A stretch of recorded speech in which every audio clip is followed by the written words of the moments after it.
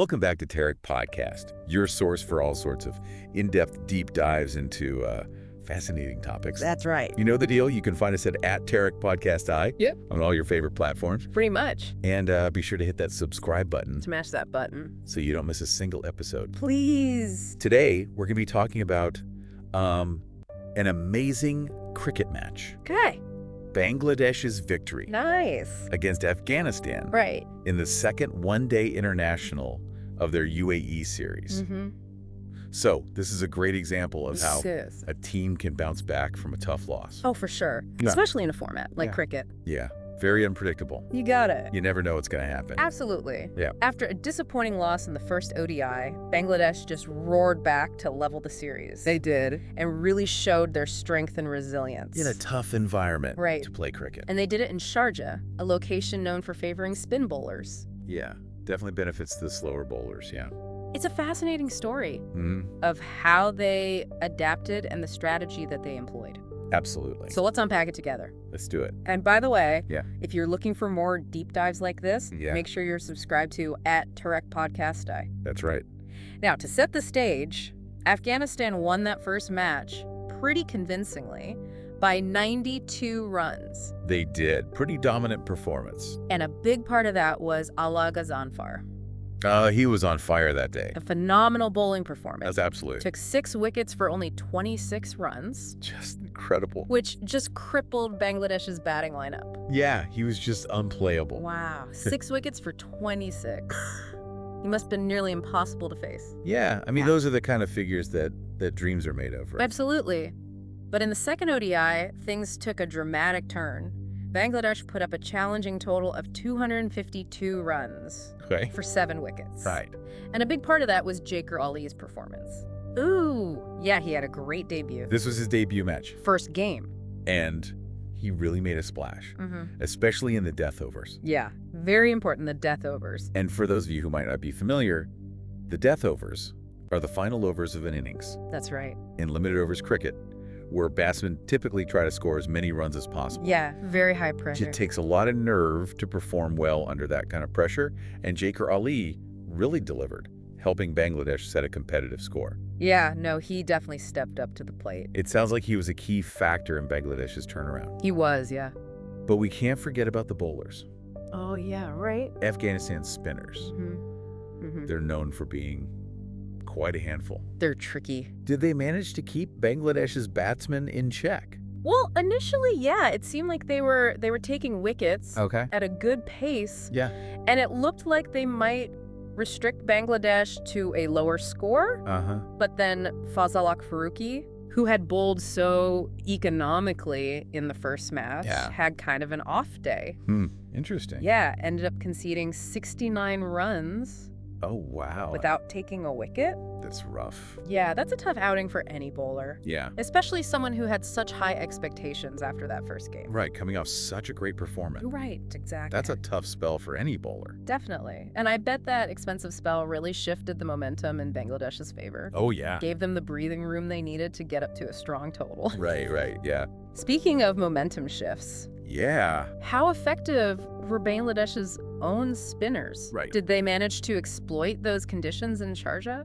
Yeah. I mean, they were definitely effective. Yeah. Especially Nasim Ahmed. Mm-hmm. He bowled with incredible precision. Yeah. And ended up with figures of 2 wickets for 28 runs. So 2 wickets for 28, that's pretty darn good. Yeah. His tight bowling put a lot of pressure. Yeah. On those Afghan batsmen. you Yeah. know. Made it really hard for them to score freely. So we've got a debut star for Bangladesh. Yeah. A struggling bowler for Afghanistan. Right. And on top of that, Bangladesh's spinners are starting to make their mark. Uh-huh. Things are definitely getting interesting. The plot thickens. Right. Yeah, for sure. Now, even though Rashid Khan, Yeah. Afghanistan's star spinner, Right. did manage to pick up a couple of late wickets, Mm-hmm. it wasn't enough to turn the tide. No. It seems like Bangladesh did their homework and figured out how to counter Yeah. Afghanistan's spin attack. Well, they had to make some adjustments after that first game. Right. And remember how dominant Allah Ghazanfar was Oh, yeah. in that first match? Unplayable. Well, in the second ODI, he had a completely different experience. Yeah, sometimes that happens in cricket. You have a great game, and then the next one you can't buy a wicket. Yeah. He wasn't able to replicate that success. Mm-hmm. And I think that was a major factor in Afghanistan's loss. Right. Bangladesh really seemed to have him figured out, played him more defensively, didn't give him the wickets that he thrived on in that first match. I bet that was really frustrating for Afghanistan. Oh, I'm sure it was. Yeah, after his earlier performance. But Yeah. Afghanistan has a reputation for being a strong chasing side. They do. They're known for it. Did they put up a fight despite the setbacks? I mean, they tried. Yeah. They kept the scoreboard ticking over, but the pressure from those Bangladeshi spinners, especially Nasim Ahmed, it was just relentless. Right. Really difficult for them to build partnerships Yeah. and keep up with that required run rate. Yeah, it's interesting how the contrasting fortunes of the two spinners really played a key role Yeah. in the outcome of the match. It's a game of matchups, right? Yeah.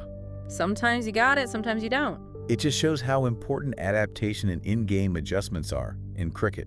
Oh, absolutely. You got to be able to read the game and adjust on the fly. Absolutely. Yeah, for sure. This victory was hugely important for Bangladesh. It was. Not only did they level the series, Yeah.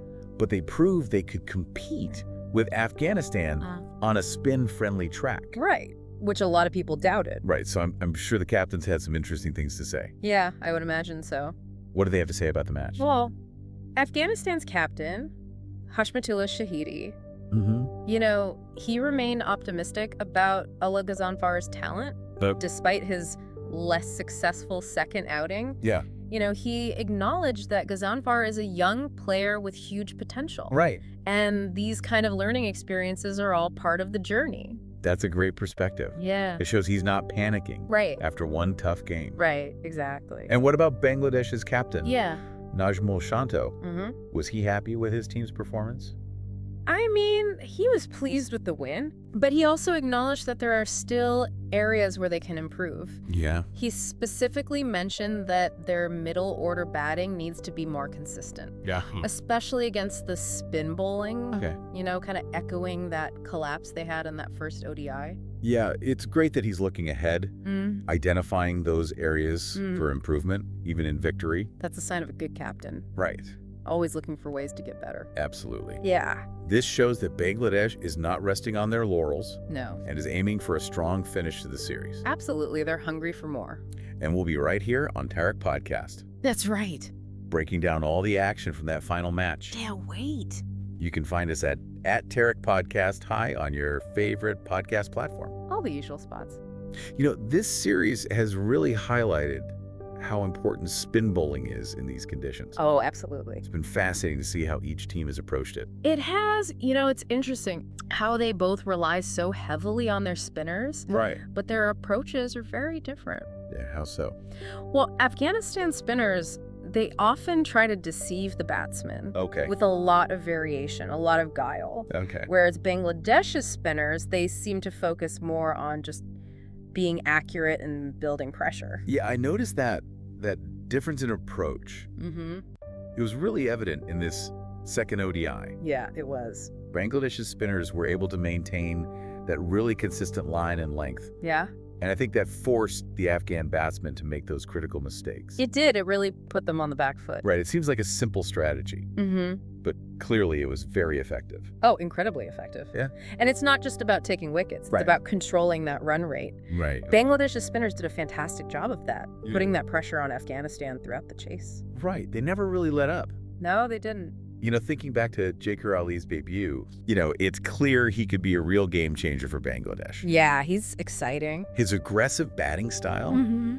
really adds a new dimension to their lineup. It does, yeah, especially in those crucial death overs. Yeah, exactly. Yeah, it brings a different element to their game. Yeah, it's exciting to see a young player come in and make an impact right away. It is. It's always great to see new talent emerging. Yeah. Especially on the big stage. It'll be interesting to see how he handles that pressure Yeah. in that final match. Yeah, the pressure's really on now. Especially if it all comes down to the wire. Absolutely. I'm already on the edge of my seat just thinking about it. Yeah, it's going to be a great game. This series has been such a roller coaster. It has, full of twists and turns. So what's the big question here? Can Bangladesh keep this momentum going Yeah. and go on to clinch the series? Or, can Afghanistan regroup? regain their dominance, and take home that trophy. It's going to be a fascinating finish, that's for sure. And we can't wait to find out. I know, me neither. So this deep dive has shown us how Bangladesh really turned things around with their strategic batting, their smart bowling adjustments, and, of course, that breakout performance from their debut star. Definitely. Make sure you join us for the next episode where we break down all the action from that final match. Looking forward to it. Thanks for tuning in to Tarek Podcast. Yeah, thanks everyone. Don't forget to follow us at Tarek Podcast. All the socials. And stay tuned for more insightful deep dives into the world of sports. We'll be back soon.